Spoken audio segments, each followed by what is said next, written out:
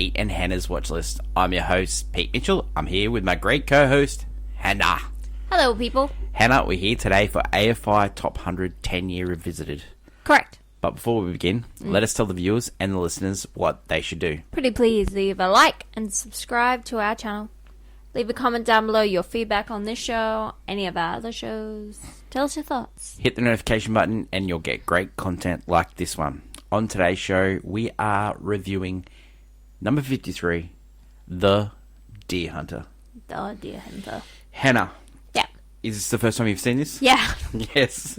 We watched it on Foxtel, which is a cable television station in Australia.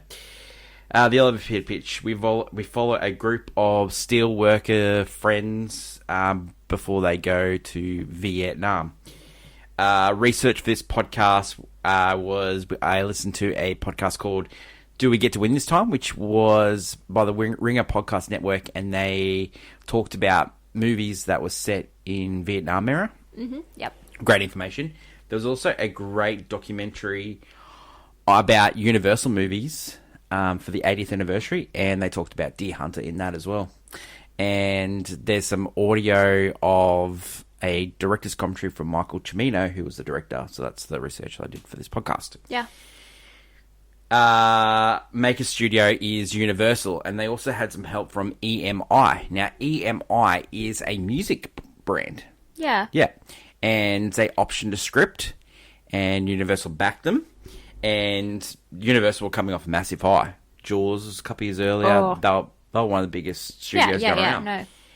This movie was released on December 8th, 1978. It goes for 184 minutes. It had a budget of $15 million. Yep. So the script that they optioned originally, the record company EMI, was in 1968. It was a script. It was spec script. It was called The Man Who Came to Play. Now, this movie was set in Las Vegas and was about Russian roulette. Oh, I see. Okay, so then, Cimino, a guy called Derek Washburn, producers Barry Simpkins and Michael Dealey, they all had different versions how the script came to be. Crazy. Right, so one of the versions was Derek Washburn and Michael Cimino hired a little bungalow, and they spent weeks and weeks and nothing was happening, and then Washburn goes, I need to start writing the script. Cimino went searching for places for the movie to be shot. He rang back to Washburn and gave him sort of script ideas. He got back and read the script and goes, this guy's a drunk, I need to sack him. Oh, wow, okay. And then another version of the script was Cimino wasn't doing anything. Washburn decided to write it. The script is submitted. He goes to dinner with one of the producers and they say, you're fired. And it's the old thing, the director's going to take credit for the script that was written. Oh. But the DGA, right, they decided that the Writers Guild of America, they decided that they were going to give it they went into arbitration, and they awarded Washburn the sole screenplay credit. Okay. Garfinkel and Rebecca were given a shared story, as well as Cimino and Washburn. They were the authors of the first script. Yep. They're based on. And Cimino contested the results, and this is his exact quote. In their Nazi wisdom, they didn't give me credit because I would be producer, writer, director. All four writers, Cimino, Washburn, Garfinkel, and Rebecca, received an Oscar nomination for Best Original Screenplay for the film. Okay, so this is just an insight into what Cimino was like. Okay, yeah. Okay, so this movie was filmed on location in Ohio and Thailand. Okay, so no thing, he got his way there. Yeah. Originally, there's a wedding scene at the start of this movie. That was supposed to go for 5 minutes. Ended up going for 50 minutes. Yeah, it goes for way too long. So, and then there was I'll do another version where it goes for 20 minutes. No, the 50 minutes. No. So Michael Cimino, he had come off a successful movie called Thunderbolt and Lightfoot, which starred Jeff Bridges and Clint Eastwood. Yeah. It's a bank robber buddy sort of movie. Buddy. He's had a great eye, so he was the up and coming. But this film was the breakthrough and the downfall of Cimino. The success of this film gave Cimino free reign on his next movie, and that was the 1980 movie Heaven's Gate, which is one of the notorious bombs of all time. Yeah, that's... Okay, so Cimino, absolute piece of work, right? He worked with an editor on this movie, and the editor ended up being nominated for an Academy Award. Yes. He started, because the studio wanted the movie under 4 hours. Yeah, They actually wanted the movie under 3 hours so they could have multiple viewings of this movie. So the editor started working on it, and then the Cimino sacked him as the editor and called him a moron and an idiot. All right. So this is what we're dealing with What here. a guy. Yeah. So he spent 6 months shooting this film. Yep. And a further 5 months mixing the soundtrack. Now, this is the first ever time Dolby surround sound was used. Oh, okay, Yep, yeah. Dolby stereo sound. He was eager to exploit the technology to its fullest percent with short battle sequences. There was 200 feet of film. Took 5 days to dub the battle scene in Vietnam. Wow. For the recreation of the American evacuation of Saigon, he accompanied composer Stanley Myers to the location and had him listen to the sounds of vehicles, tanks, jeep horns as the sequence was being filmed. Myers then composed the music in the sequence in the same key as the horn so that it would blend in with the images, creating one truly bleak experience. Okay, let's get on to the actors. Okay, Robert De Niro stars as Staff Sergeant Mikhail Vorosky, which is Mike. And this is after Roy Scheider, who had worked on Jaws. Yes. He withdrew just 2 weeks from the filming. Producer Mike Dealey persuaded De Niro to come in, and he was paid $1 million for the role. Now, the reason why he was swapped in was because Scheider and De Niro fought terribly. They gave it to each other. And Scheider does not speak highly of Camino at all. No. De Niro later said, "I liked the script, and Cimino had done a lot of prep. I was impressed. He prepared by socializing with the steelworkers in local bars, by visiting their homes." De Niro claimed that this was his most physically exhausting film that he ever did, in which Mike visits Stephen in hospital, and was one of the most emotional scenes of his career too. So Christopher Walken, he played Corporal Nikonor Chekovich, which is Nick. His performance ended up winning him an Academy Award for Best Supporting Actor. You got John Savage as Stephen Pushchov. Mm-hmm. You got John Cazale as Stanley Stosh. Yeah. All scenes involving Cazale had to be filmed at the start because he had terminal cancer. Yes, I know. Yeah, I've had heard about this. So he had only Cimino knew that he was dying, and so the studio found out. They said, "No, we can't insure him." End up De Niro paid for his insurance so he could play. Meryl Streep took the role just to be with her boyfriend at the time. Yep. And it was nothing role. And Cimino said, "You can just write your own lines if you want." Yep. Yeah, that's it. Makes sense. Let's talk about John Cazale's work. He starred in Godfather 1 and 2. Yes. He was a notable stage actor. He also starred in The Conversation, Francis Ford Coppola movie with Gene Hackman. Yes. He also starred in Dog Day Afternoon with Al Pacino, a famous movie. And then he starred in this. Dog Day Afternoon. Yeah. Conversation. Yeah. This. Yeah. The Godfather 1 and 2. All nominated for Best Picture. Yeah. He had something. What a freak. He had something, yeah. Yeah, he had something amazing. Meryl Streep, she plays Linda. And then you got George Dudunzin, who plays John Welsh, is the bar owner. Yeah. You might know him as the detective in Basic Instinct with Michael Douglas. Wow. There you go. He's a great character actor. Reaction to the film at the time, it made $49 million. That year, I'll give you some of the titles. Top. Grease, number 1 movie. Superman, number 2. Yep. National Lampoon's Animal House. Every Which Way But Loose. Right Turn Clyde. Yep. Heaven Can Wait. Hopper. Jaws 2. Revenge of the Pink Panther. Deer Hunter. And Halloween. Great movie. Yeah, wow. Okay. Great movie. Okay, Hen. Doing research for the year, I didn't know this, but Charlie Chaplin died that year, and his body and his coffin went missing for 3 weeks. Curious? Yeah, I'm just curious. I'm gonna look in more into that story. I thought that was weird. Don't you think that's weird? No, it's odd. Okay, so this is one of the most early examples of Oscar baiting to maximize box office performance. When the first test screening happened, there was 2 test screenings. There was one with the shorter version, and there was one with the longer version. Cimino bribed the projectionist to make the shorter version skip and be out of sync. Yeah. Okay. Loser. The studio was unsure how to market the movie because it was such a grim and depressing subject matter. As a consultant, they hired a veteran producer, Alan Carr, who realized that the movie would only attract an audience if it received recognition from the Academy Awards. He gave a very limited release in 2 theaters near the end of the year to be eligible for an Oscar. He then pulled the film from distribution, except for a few screenings on cable network. When The Deer Hunter received critical acclaim as well as 9 nominations, it was given a wide release, a promotional campaign that underscored the artistic success, leading to substantial box office success.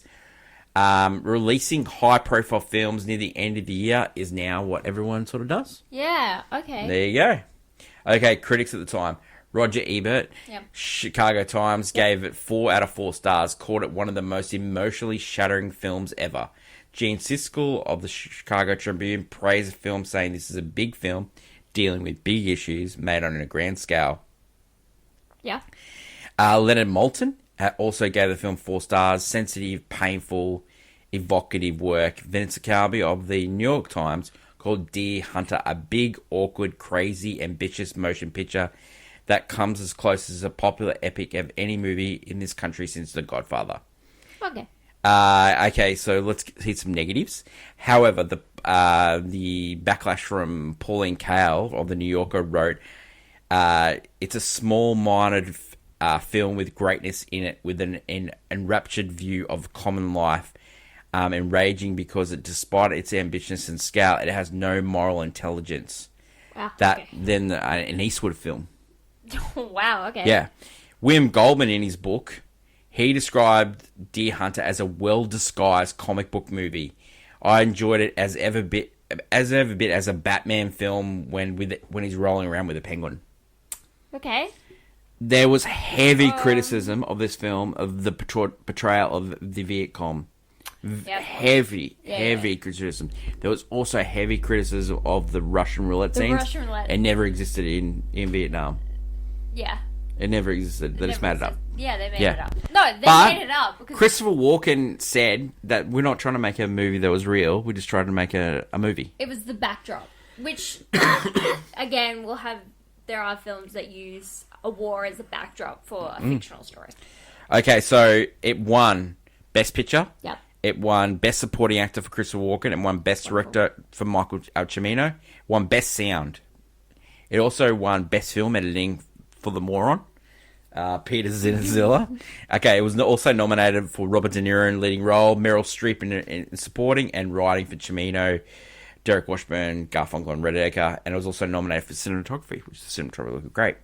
Reaction for the film recently: 86 in Rotten Tomatoes, 4.2 Letterboxd, 8.1. This movie is used a lot in pop culture, especially the Russian roulette scene. Russian roulette stuff. Yeah, it's Family Guy, Hot Shots Part 2. Yeah. A lot of movies use this as like reference. Simpsons uses this as reference. Like, it's in pop culture. Yeah. Yeah. Yeah. No. Every Thursday on Movie News, we do a segment called Clickbait, where we give the hot takes. This week we did for Halloween, we did our top 3 favourite horror movies. Spoiler alert, mine was Shining. The Shining. Hen, your hot take for this week is? That, get to the point. Wow. This movie is like, I love... Yeah. Look, it's dark, depressing, and it has this whole thing. And the first, hour of this movie, I reckon it takes like an hour and 5 minutes before it gets to Vietnam. So, yeah, they try to build, your relationships with these characters. They're working class men, some of them are going off to war. There's this relationship drama. Yep. But all in all, I Yeah, I don't babes. care for most of them. Yeah. De Niro, before going to war, he kind of is like the most unlikable character. Yeah, Actually, I don't think he... because actually after war he was a little bit better, even though he did stupid stuff. He was a little bit better, like he had a head on his shoulders. But before it, he was just some creepy guy in a bar staring at Meryl Streep. I don't think the he got entire better. time. I don't think he got much better. No, but like in a sense that there was reason behind his madness. Yeah, But I found that the movie itself kind of meanders a lot of the time to get to the point. Like, it's good. Like, there are some great dark, emotional themes, but there's a lot of nothing in between. We'll go through it in scene breakdown, but like they just brush over like the Vietnam. Like they just turn up one day at Vietnam, next day they're in cages. They're halfway through. They're like it usually with a movie like this, you get the first time when they walk in. I do like the fact that we've just like jumped, but it was still weird, and the way the three friends meet up. Yeah, it was so random. Like Robert De Niro didn't even care. Yeah. And then they're all trapped together. It's like, it's weird. One of those weird moments. There's a lot of just like, oh, this is happening. My hot take is that Christopher Walken is a better actor than Robert De Niro. I think Christopher Walken in this movie, and I think Christopher Walken is just an amazing actor. I love Walken. I know like a lot of people mock him for his voice and stuff like that, but he is just brilliant. He has some of the most iconic scenes in the history of movies. Yeah. And I think he definitely outacts Robert De Niro in this movie. I think he does. There's like, he's at just the brilliant. beginning, he really does these like you're just like, wow, Walken. Yeah. De Niro's doing the same. Yeah. I feel like he's doing his same shtick he does. I think De Niro's just a pretty boy. People just... I don't find him pretty. Well, I just think he's a pretty boy. He gives me ugly mug. Like, I really like Christopher Walken in this movie. I think he's fantastic. I think he's had a great career, and I think he's totally underrated. Yeah, no. I really do believe that. Yeah. Let us get on to our review, and let's start with scene breakdown. That's right. All right, Hen. It starts off with the steelworks. I actually worked in the steelworks. Yeah, that's crazy. Yeah. Yep. Get me working class man. Yeah, working class man vibes. Just before the wedding, the boys they're going to fight in Vietnam, so you get the interactions with the friends, and they're drinking and they're carrying on, and then you get to see sort of the elements of like Christopher Walken. They're setting up the traps for like gambling and stuff. Yeah, and then like it's people saying no such thing as a sure thing and all this, betting and all this, and like it just Camino's like just like laying like breadcrumbs. Yeah, he is, because the breadcrumb. Are we going to talk about the wedding? Yeah, we'll get to the wedding. Yeah. And then you get it's just a basically bunch of guys, young in their early 20s, work, beers, sport. Women. There's a rumor going around that one of them has slept with one of the others. Yeah. And then Stevie's going to marry, and his mum comes in and says, what are you doing with these losers in the bar? And stuff like that. We get to see Meryl Streep getting hit by her dad. It's a weird scene. It's a weird scene because Meryl Streep's character feels like a second thought, which she was, but she does. So we're in a shotgun wedding situation here, and they're playing Frankie Valli and You're Just Too Good to Be True. Yep. That was a massive hit in 1967. Reached number 2 on the Billboard Top 100. Good song. And it is iconic. It's still played to this day. Yeah. So the boys are talking about hunting. They're going to go hunting the day after. Linda asks Nick if she can move into his place. You got the wedding scene. Took 5 days to film that wedding scene. Too long. The real priest was cast as a priest. Okay. Yeah, this guy's just a jerk. Reception. You know what? It's clear in this. Nick is the superstar of all the friends. They love him. Yeah. He's the He's best an absolute star. He's like the best man. He keeps them all together. Yeah, he's the glue. He's the absolute glue. Because he's also just like he's the most popular one as well. Because everyone, Yeah, he's like, he understands really, Michael. Yeah, all of them don't really like each other in a weird way. They all get into fights, one another. We get to play You're Just Too Good to Be True again. Joey Tribisi, who plays the band leader, he's a great character actor. He's like been in Presumed Innocent, comedy shows and stuff like that. He was in Big Business. The band leader is dancing with Stan's girl, and Stan's going to go get a gun and shoot him. Like he's all... Stan is a real jerk in this movie. John Cusack. Yeah. The boys meet a Green Beret in the bar who's just returned from Vietnam, and he's like despondent. Yeah, doesn't want a bar. Michael's like trying to give it to him, like, you know, doesn't understand what he's going through. Yeah. Nick asks Linda to marry him. She says yes straight away. Yeah. So then the next scene is don't spill a drop for good luck, or you'll have bad luck for the rest of your life. Yeah. According to Rutana Older, director Michael Cimino obsessed over this scene. Her character Angela and Stephen drink from the cup from the wedding scene. According to Orthodox religious tradition, spilling wine in that moment is a bad omen. So Cimino was determined to capture this as a foreshadowing moment on camera. This guy's so prosaic. He had asked for the special effects department to create a cup that would cause a drop visibly to fall on Older's dress.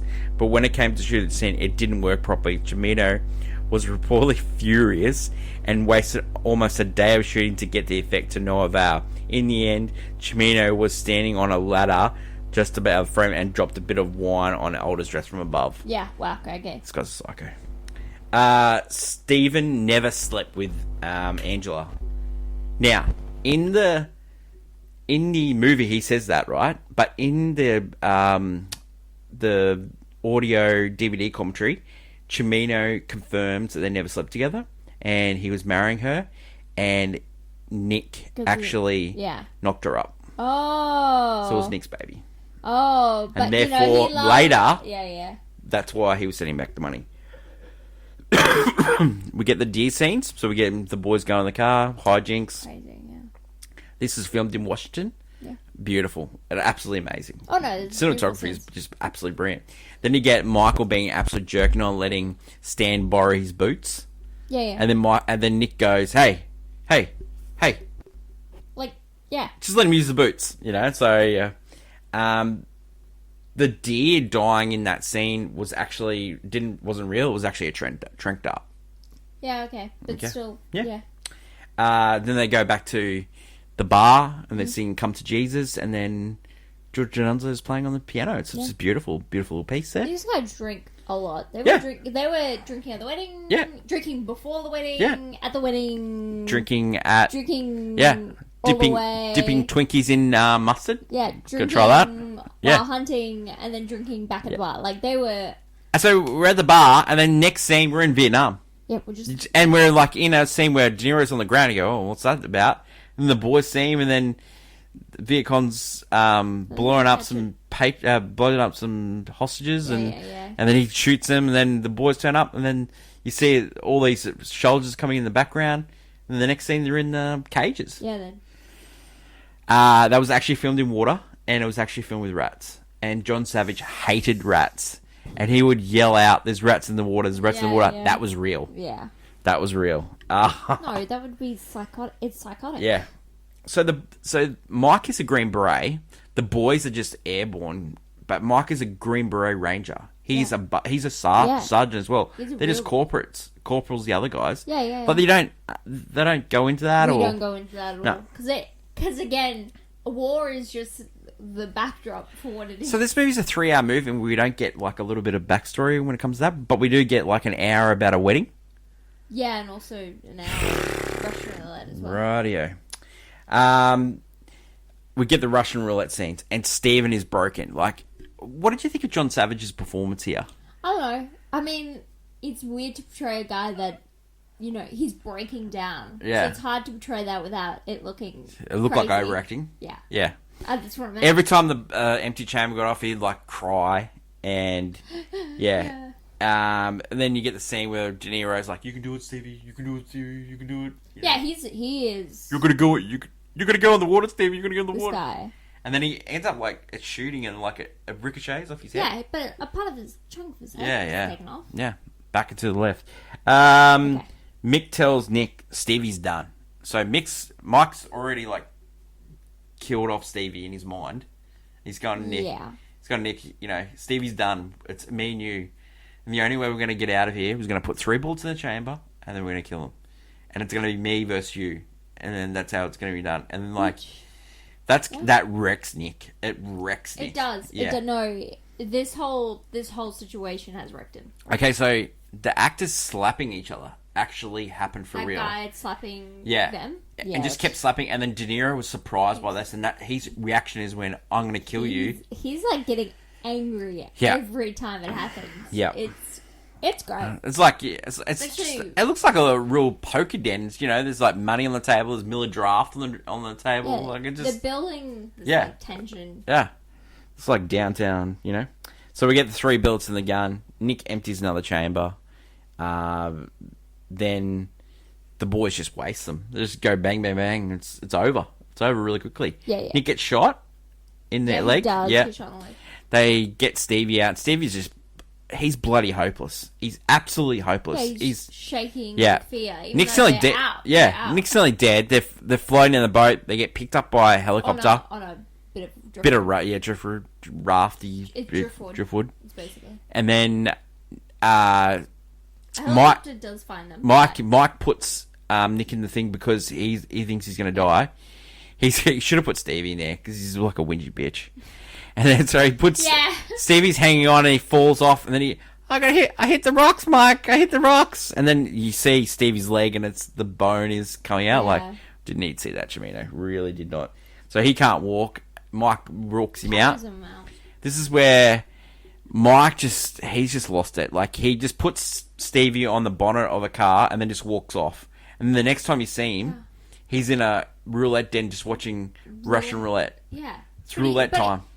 He seems fine on the outside. He seems completely fine. Nick is gone. He was at the Can't even remember his parents' names. He's at the hospital. He's breaking down just thinking about it. Just something I picked up when I watched this. Like, they're all like Russian names. Do you think it was really important for them to go to the war to prove themselves that they weren't communists? Yeah.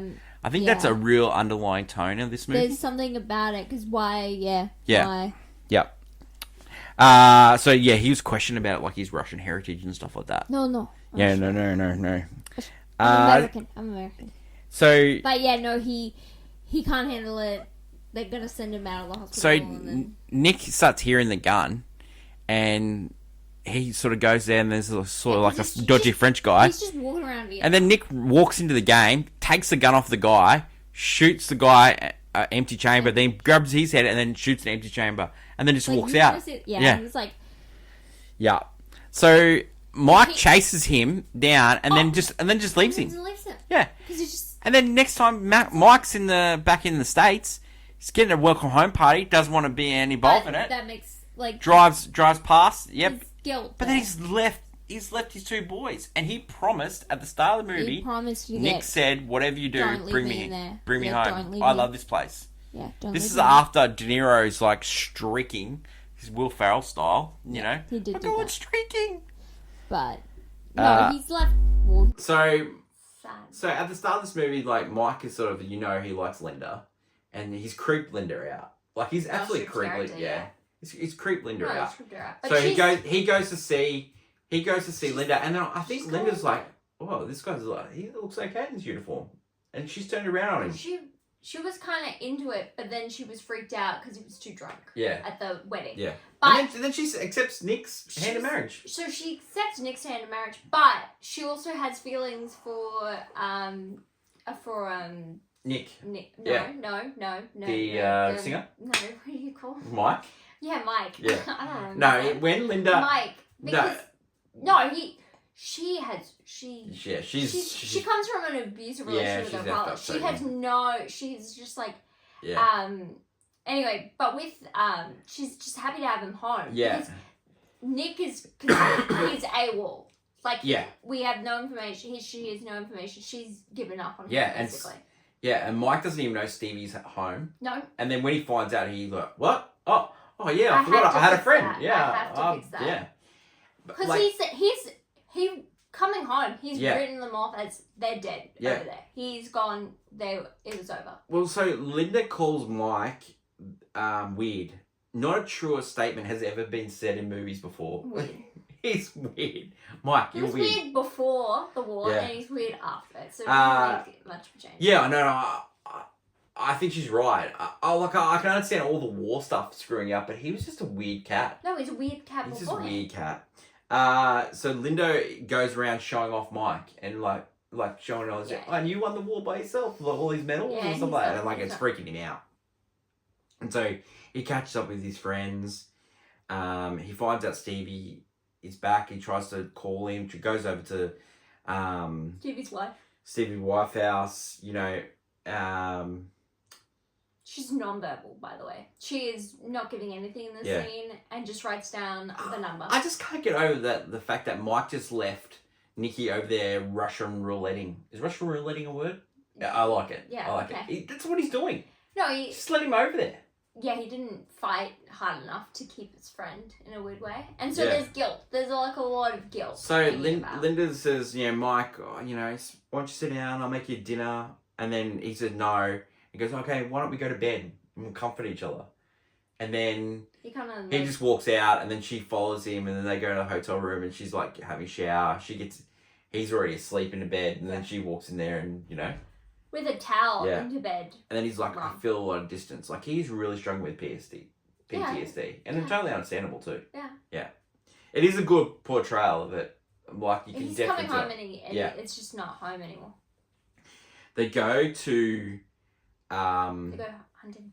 they go to bowling, and then everything is bowling, yeah. normal. Like and he's standing back and he's watching, and someone gets stuck in the pins, and it's just like everything's normal.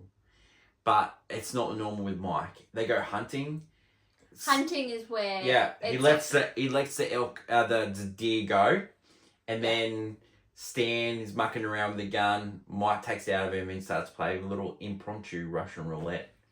The boys are freaked out. They have no idea he is. Feeling it. Linda is crying. Asks Mike to leave her alone. End up here, comes back, and they end up sleeping together.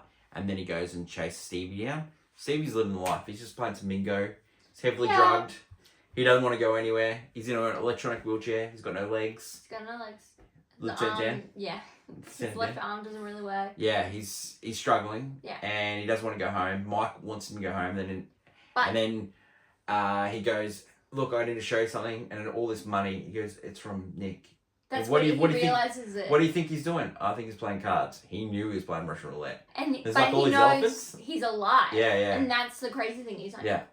he's alive. So I have to give it another shot. Yeah.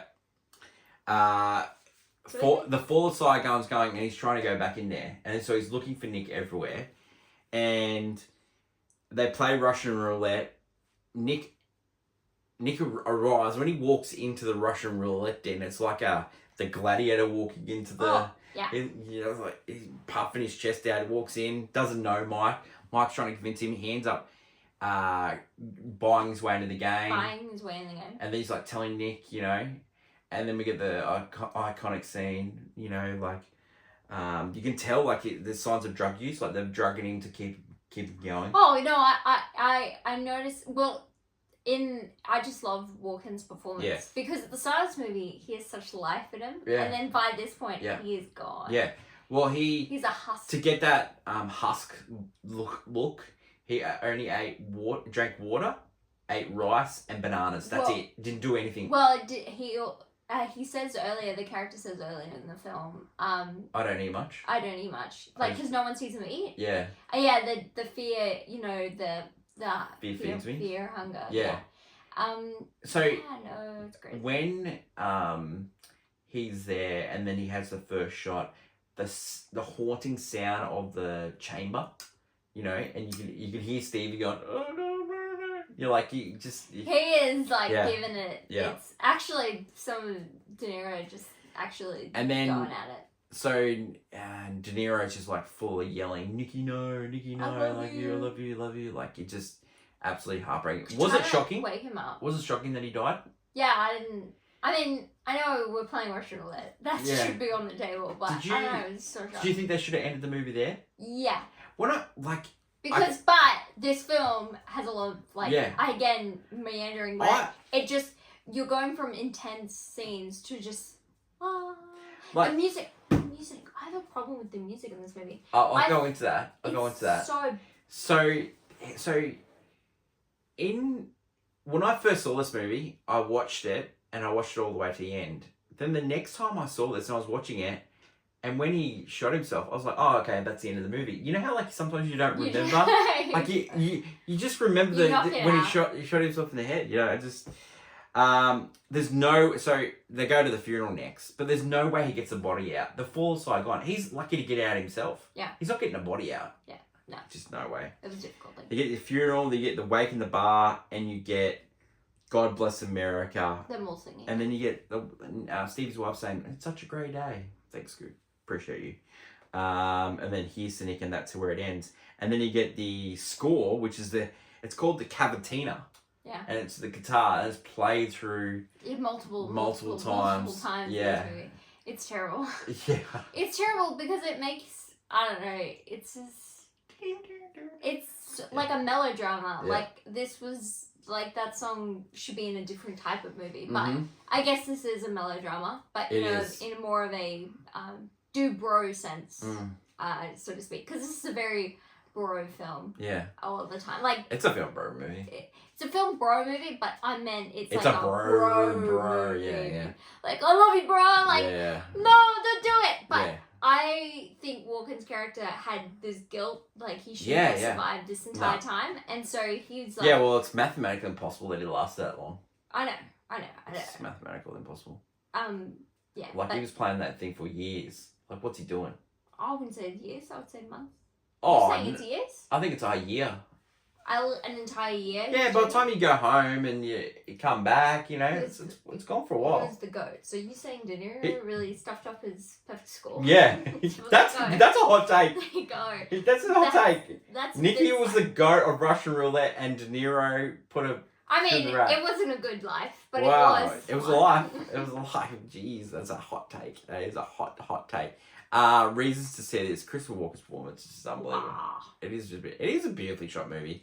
It has a lot of flaws. Like the Russian roulette thing is just an absolute flaw. Yeah, but it's so cool. But again, if you put this in it in the Vegas movie, I think it makes more sense. That makes more sense. You could have had this underground Vegas thing going on. Yeah, and it would have been a more lighted, not light, but in a sense that you don't need to use war as your backdrop. Yeah.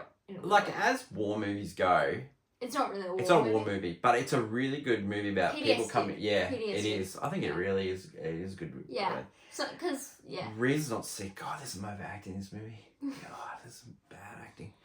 Like John Savage, like I haven't seen a wooden performance like that since his performance in Godfather Part 3. Yeah. He played He played Tom Hagen's son, who's a priest. I do remember that now. Wow. Okay. That role was supposed to go to Jeff Bridges. Probably would have been better. Yeah, but would have been better. Okay. Does this deserve to be on the list? Oh, this is hard. That's hard. Yeah. Sure, but lower. No, I don't think it does. Okay. I'm gonna go with no. I don't know. I think if they redo it, I don't think it makes it. Interesting. I don't think it makes it. I could see it making it, but being very low. Would you think it needs to be higher? No, low on the list. Go up to 100 or something? I don't know. 99? I don't know. Would you buy it on Blu-ray? There's no way you're watching this movie again. I'm never watching this movie again. Never in a million years. No. MASH, you would watch that. Halfway through this movie, Hannah goes, let's watch MASH again. I was singing the song. We're going to watch this, Hannah. She goes, now let's watch MASH I want to go back to the fun times of MASH. Yeah, because, they're showing off war as like bros at war. This is bros at war. You know, that kind of vibe. Yeah. Okay, ready for this one. You know, as movies go, we've had Platoon on the list for Vietnam movies. I think Platoon's a way better movie than this. Platoon was the one with Oliver Stone, Charlie Sheen. Yeah, no. That I was thinking of that movie in this movie, and I was like, that movie. In a weird way, as a, it works better. Yeah, I think it does. As bros at war. I'm gonna give this one. I played on my phone. Sure. Okay, I played it on my phone. What are you thinking? I don't know. Were you thinking one? Were you No, thinking no, half no, past eight? no. I was just like, Walken's performance is that great. Like, I the think Russian it is. roulette at the end was He's just brilliant. that great. Oh my god, he's so brilliant. He's isn't just he? gone. I love him. I just love him in this movie. Chip, my boy. I love that guy. Do you want to give a golf clap for just Christopher Walken? Let's do it. Yeah, He deserves it. it. I think he deserves it. You know, we're going to redo it. Because Yeah. the two big Russian Yeah. roulette scenes, he just pulled off. When he walks into that den and Oh, picks when he up the does gun. it that first time, bang, and I was like, Oh, man. this guy's got it. When And he then, like, the guy, because there's this guy that is basically The pimp. the pimp of Russian roulette. of Russian roulette, and he's like, I'm gonna make you rich, and he just starts throwing money. Throwing at money in the the air, yeah. He's just buying elephants. He loves elephants. Yeah. Oh, Yeah, elephants. Elvis lucky. That is it for today's show. Next week, another Robert De Niro movie. Oh my god. Your favorite guy? Oh, Hannah, we'll talk about it a bit more next week, I think. De Niro? What? Yeah, we'll talk a bit more De Niro next week. We'll talk about the Taxi intern. Driver. Oh, let's talk about the Intern next week. Yeah, Let's watch the Intern. Yeah. Let's watch that instead of Taxi Driver.